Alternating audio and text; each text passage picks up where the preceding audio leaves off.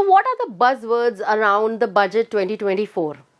Worst FM, kursi bachao budget, copy paste budget. But do you think all these buzzwords that the opposition is trying to say is true? Of course not.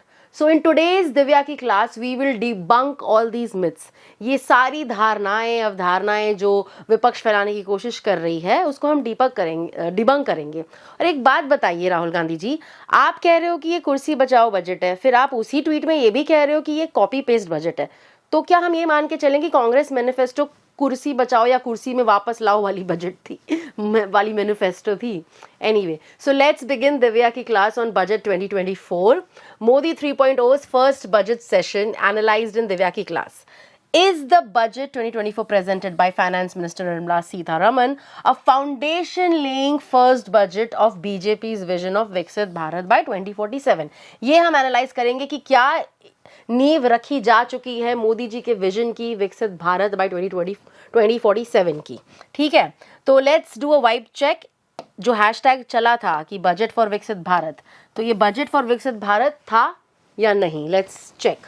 ठीक है, what are the key takeaways देखने से पहले हम ये आइए इधर देखते हैं.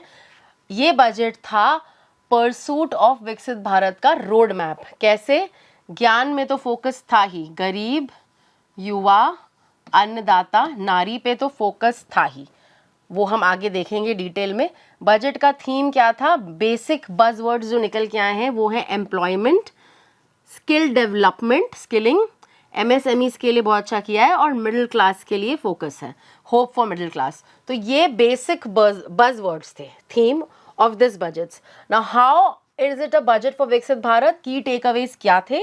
वो ये थे कि productivity and resilience in agriculture. Agriculture was the first priority. Second priority was employment and skilling, जो हम आगे देखेंगे डिटेल में, जैसे कि इंटर्नशिप इंसेंटिव्स दिए गए हैं. Third priority was inclusive human resource development and social justice, detail में आगे देखेंगे. Manufacturing and services, urban development, energy security, infrastructure, as always, innovation, research and development as always, and they have introduced some next gen reforms. ये क्या है?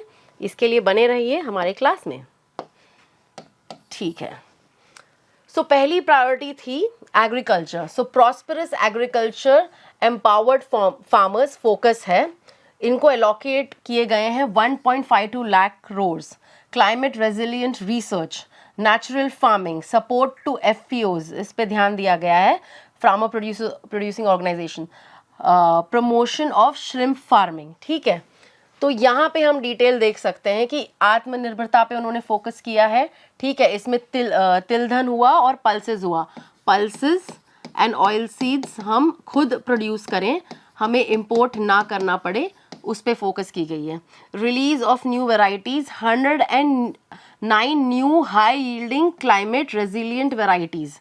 Climate पे focus, climate saving पे. Vegetable production and supply chain, vegetable production पे focus. Promotion of FPOs, जैसा कि यहाँ पे हमने आपको बताया. नेशनल कोऑपरेशन पॉलिसी, फार्मर्स के लिए एक नेशनल कोऑपरेशन पॉलिसी के लिए. Transforming agriculture research, more research in कृषि, that's what the focus was. Natural farming पे फोकस है, उनका मेन फोकस है कि कैसे ऑर्गेनिक और नेचुरल रख सकें फार्मिंग को, मेन फोकस. ठीक है, श्रिम्प प्रोडक्शन एंड एक्सपोर्ट, इस पे फोकस किया गया है, facilitated through NABARD. Digital public infrastructure, DPI, digital crop survey in 400 districts. DPI coverage farmers and their lands in 3 years. Issuance of Jan Samarth based Kisan credit cards. So this is how first priority is agriculture and farming. Second priority is strong and empowered अमृत पीढ़ी. अमृत पीढ़ी means हमारे युवा. ये सबसे बड़ा buzzword है कि youth employment. Basically विपक्ष का अटैक या जनरली इलेक्शंस में हमारा फोकस हमेशा था इस मेन इश्यूज, कोर इश्यूज वर अनएम्प्लॉयमेंट. तो इस बजट में उस कोर इशू को हैंडल करना ज़रूरी भी था और उसको हैंडल किया भी गया है. वो कैसे, आइए हम जानते हैं. एम्प्लॉयमेंट एंड स्किलिंग पे फोकस किया गया है. 1 month wage to new entrants in all formal sectors. 3 installments up to 15,000 expected to benefit 210 lakh youth. Okay. Government will reimburse EPFO, scheme B में जॉब क्रिएशन एंड मैन्युफैक्चरिंग, ठीक है, scheme A है, scheme B है and scheme C है. These are the details. Skilling programmes के लिए 20 lakh youth will be skilled over a 5-year period. 1000 industrial training institute ITIs, ठीक है, be upgraded in hub and spoke arrangements, customized course content and design align as per skill needs of industry. ठीक है, बाकी ये details आपको government की website पे मिल जाएगी. This PDF we are explaining from the government PDF जो उन्होंने निकाली है. तो स्ट्रॉन्ग एंड एम्पावर्ड अमृत पीढ़ी, वेद support in employment policy, construction job incentive, hostel for women employees, skills training programs and internship policy in 500 companies. ये जो है ये सबसे मेजर रिफॉर्म है, ये जो इंटर्नशिप पॉलिसी है, जिसपे हमने कल भी आपको एक छोटी सी वीडियो करके बताई थी. And this is what everybody is discussing about from the budget 2024. Priorities में आया हमारा तीसरे नंबर पे पूर्वोदय योजना. This again is become a buzzword. Mission Purvodaya is basically empowering the east of India, जिसको बहुत सालों से निग्लेक्ट किया गया था. ठीक है, इसमें उन्होंने बिहार के लिए स्पेशल पैकेज दिया है और उन्होंने स्पेशल पैकेज दिया है आंध्र प्रदेश के लिए. ठीक है, आंध्र प्रदेश के लिए स्पेशल पैकेज दिया गया है. आंध्र प्रदेश रीऑर्गेनाइजेशन एक्ट, जिसमें financial support 15,000 crores will be arranged in the current financial year. Completion of Polavaram irrigation project, infrastructure such as water, power, railways and roads, and Visakhapatnam Chennai industrial corridor in Orvakal node. ठीक है, प्रधानमंत्री जनजातीय उन्नत ग्राम अभियान. This is specially for the जनजातीय community, socioeconomic condition of tribal communities covering 63,000 villages benefiting 5 crore tribal people. Allocation of more than 3 lakh crore for schemes benefiting women and girls. This is like empowering नारी शक्ति. और ये जो है पूर्वोदय विकास भी विरासत भी पे फोकस है, जो मोदी जी का विकास भी विरासत भी का फोकस है. Like I said, Bihar, Jharkhand, West Bengal, Odisha and Andhra Pradesh, penetration of economic opportunities in this part for Viksit Bharat. Now let's see budget for Viksit Bharat का नेक्स्ट प्रायोरिटी है सपोर्ट ऑफ MSMEs. MSMEs के लिए बहुत ज़्यादा यहाँ पे फ़ायदा होने वाला है थ्रू मुद्रा loans, through the new assessment model, through credit guarantee schemes to enhance scope for mandatory onboarding in TREDS, MSME units for fund. इसमें भी है, यहाँ पे हम शॉर्ट में इसको समझे तो क्रेडिट गारंटीज दी गई है MSMEs को, term loan for machineries and new estimation model. Next urban development. Now urban development को ध्यान में रख लीजिए. PM आवास योजना 2.0 is here. 10 lakh crore allocated for this. Development of water, sanitation and road and market schemes इसमें है. कैसे? Stamp duty को उन्होंने encouraging states to lower stamp duties. ठीक है, स्ट्रीट मार्केट्स में reforms, transit oriented development, water management को promote, water supply and sewage.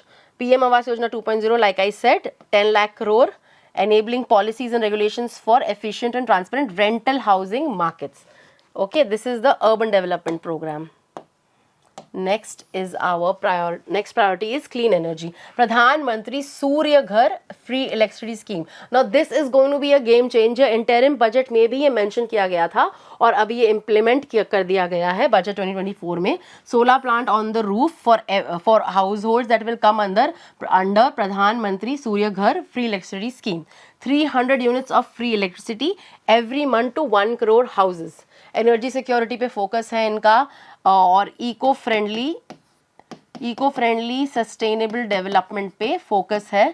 तुम एनर्जी प्रोवाइड भी कर रहे हो और एनर्जी जनरेट हो रहा है फ्री सोर्स से, सोलर पावर से. This will be a game changer. तो फ्री बीज बांटने वाले जो फ्री इलेक्ट्रिसिटी के नाम पे वोट्स लेते हैं उनके लिए बहुत फर्क पड़ने वाला है इससे. Infrastructure. Provision of 11,111 crore for infrastructure, 3.4% of the GDP. 1.5 lakh crore of states as long-term interest-free loans to support resource allocation. Phase 4 of PMGSY, Pradhan Mantri Gram Sadak Yojana, will be launched to provide all-weather connectivity to 25,000 rural habitations, ये जो है rural development में आ जाएगा, infrastructure development में, कि it will be a game changer because all weather connectivity is very important. आपने देखा है रूरल एरियाज का क्या हाल होता है. तो ये 11.11 लाख करोड़ का investment and allocation of 2.66 lakh crore for rural development. ठीक है, आगे चलते हैं. Next thing what they have done for infrastructure is they have focused on tourism boost through infrastructure. How? Development of Vishnupad temple corridor and Mahabodhi temple corridor modeled on the Kashi Vishwanath temple corridor. Comprehensive development initiative for Rajgir, which is in Bihar, will be undertaken, which holds religious significance for Hindus, Buddhists and Jains. The development of Nalanda as a tourist center besides reviving Nalanda University. This will also come under Purvodaya. Assistance to development of Odisha's scenic beauty again will come under Purvodaya. Temples, monuments, craftsmanship, wildlife sanctuaries, natural landscapes and pristine beaches, making it an ultimate tourism destination. So you see how the focus is on Modi's Explore Bharat First initiative. How he had mentioned even that the Lakshadweep thing was about this only, कि you explore Bharat first before going to other countries. Cultural tourism, you explore your culture. Focus on Indic heritage. Indic heritage का tourism infrastructure develop करना so that लोग India में India का heritage देखें, जो बाहर से आए वो लोग भी और इंडियंस भी. Innovation and research is our priority number 8. Special package allocated to National Research Fund, 1 lakh crore financial pool. Operationalization of the Anusandhan National Research. Private sector driven research and innovation at commercial scale with a financing pool of 1 lakh crore. Space economy, a venture capital fund of 1000 crore is to be set up. Now next generation reforms, use of open API, removal of angel tax. This is a big deal. What is angel tax? Startups के लिए जो 1% के ऊपर जाने से tax लगता था, जो यूपीए सरकार ने इंट्रोड्यूस किया था and startups didn't want it, जो फाइनली गवर्नमेंट ने सुन ली और अभी angel tax has been removed, abolished, and now this is going to help the startups economically. Rural and urban land related actions in the next generation reforms ये है unique land parcel identification number और Bhu Aadhaar you can call it, survey of map subdivision as per current ownership, digital India और digital Bharat की तरफ हम जा रहे हैं, लिंक और भी ज़्यादा linkages to the farmers registries, land records in urban areas will be digitised using GPS mapping, digitization of cadastral maps, establishment of land registry. Okay, let's move on. Sorry. Here we can see how there has been an improvement in current account deficit. The fiscal deficit has improved over the years from financial year 15 to 24. अगर हम देखें तो कैसे balance किया गया है. India grew at 8.2% in financial year 2024. Here you can see 2019 से लेकर 24 तक का growth map है and how India has grown at 8.2%. Decreasing fiscal deficit as percent of GDP. देखो fiscal deficit हमारा decrease हुआ है, consistently decrease हुआ है if you see, right? हाँ. टेमिंग इन्फ्लेशन, इन्फ्लेशन को देखो महंगाई बढ़ती है, ये नेचुरल फिनोमेना है क्योंकि इन्फ्लेशन बढ़ता है. इन्फ्लेशन को कंट्रोल करने से तुम महंगाई को कंट्रोल कर सकते हो. तो हाउ इन्फ्लेशन को कंट्रोल किया गया है, जबकि पूरे वर्ल्ड में आसमान छू रहा है महंगाई, लेकिन इंडिया ने उसे कंट्रोल किया है वो हमें पता चला. एक्सपेंशनरी PMI इंडेक्स अप्रैल 21 से लेकर अप्रैल 2024 तक आप अगर देखो तो PMI इंडेक्स हमेशा एक्सपेंशनरी रहा है. Decline in gross NPAs of SCBs, you see there has been a decline. Okay, so these are the good indicators. Economic report में भी ये हमें पता चला था. More what we can see is tax proposals क्या है. Simplification in taxes, review of income tax किया गया है 1961 का. Simplification of charities and TDS, litigation and appeal, deepening the tax base को डीपन किया है. Sector specific customs duty propose किया गया है. Comprehensive review of the rate structure for ease of trade, removal of duty and invention and reduction of disputes, तो ये customs related reforms है। Change in custom duty हुआ है, medicine affordable हो गए हैं, मोबाइल इंडस्ट्री में रेट्स कम किए गए हैं, डोमेस्टिक वैल्यू एडिशन हुआ है, इन गोल्ड एंड सिल्वर के रेट्स कम हुए हैं, enhance competitive in marine exports, exempted more capital goods for manufacturing solar cells, supporting energy transition, fully exempt custom duties on 25 critical minerals, boost to strategic sectors. तो बहुत strategically उन्होंने rates जहाँ कम करने थे कम करने की कोशिश की है। Other tax proposals to reduce compliance burden, promote entrepreneurial spirit, to provide tax relief to citizens, entrepreneurial spirit को promote करने के लिए, rationalization of capital gains, short term gains of financial assets to attract 20% tax, long term gains on all financial non-financial assets to attract a tax rate of 12.5%, increase in limit of exemption of capital gains on financial assets to 1.25 lakh per year, abolishing of angel tax, like I said investors के लिए अच्छा है, simpler tax regime to operate domestic cruise, tax regime simple कर दिया है, provide for safe harbor rates for foreign mining companies, corporate tax rate foreign companies reduced from 40% to 35%, you see जहाँ जहाँ वो लोग better कर सकते थे entrepreneur का life वहाँ पे उन्होंने किया है, simplifying the new tax regime, savings up to 17,500, 0 to 3 lakh में नील, 3 to 7 लाख में 5%, 7 to 10 लाख में 10%, 10 to 12 लाख में 15%, 12 to 15 लाख में 20% एंड 15 लाख के ऊपर 30%। ठीक है, तो उन्होंने स्लैब बढ़ाया है, which means there is more money in your pocket. Standard deduction for salaried employees increase from 50,000 to 75,000 again, so this slab बढ़ा के there is again more money in your pocket and more savings. Deduction on family pension for pensioners increased from 15,000 to 25,000 pensioners के लिए deduction. So let's understand now where is the rupee coming from and where is the rupee going.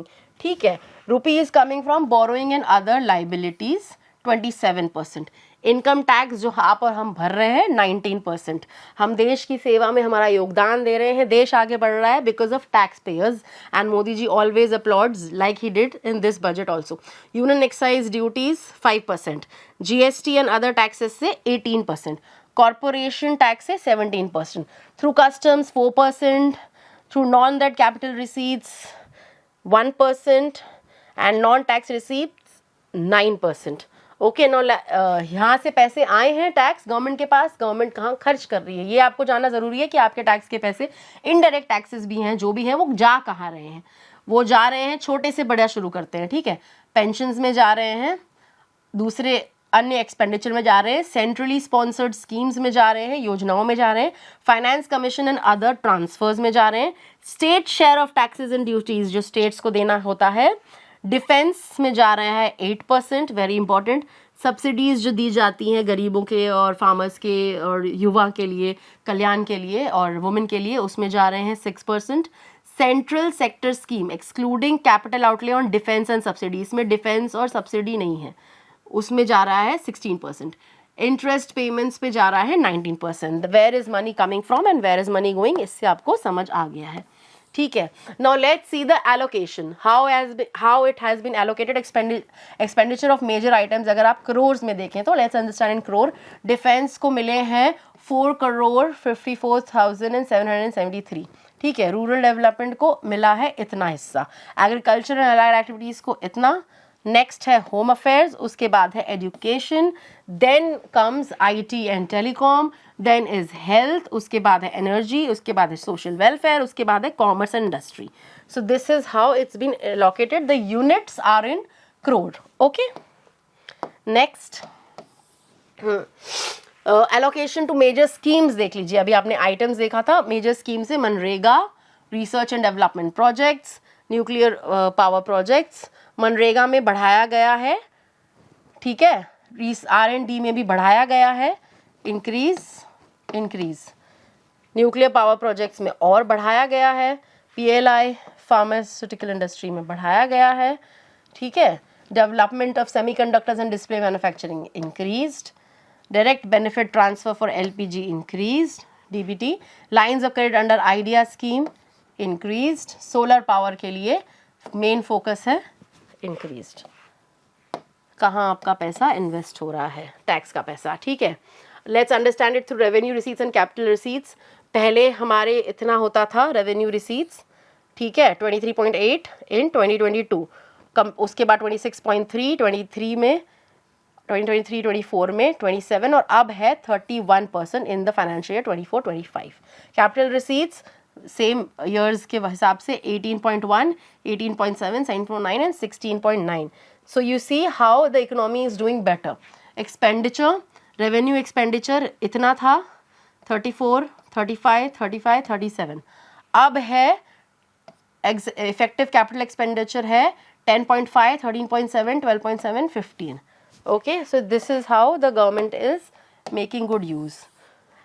So in conclusion, let's see what is the buzzword, the budget buzz about media. Okay, they are hailing the angel tax, startup funding के लिए जो हटाया गया है. It's a great budget. That's the reaction. A lower cost of capital over time leads to more capex and faster growth. Okay, what experts are saying. Education budget 2024, allocation of rupees 1.4 lakh crore, a positive step, says the experts. Budget 24 on the whole, a step forward, a step towards a Viksit Bharat. That's what the media is also saying. I'm talking about the experts in the media. Opinion from Vikas to Virasat. Budget 2024 treads a fine line between politics and economics.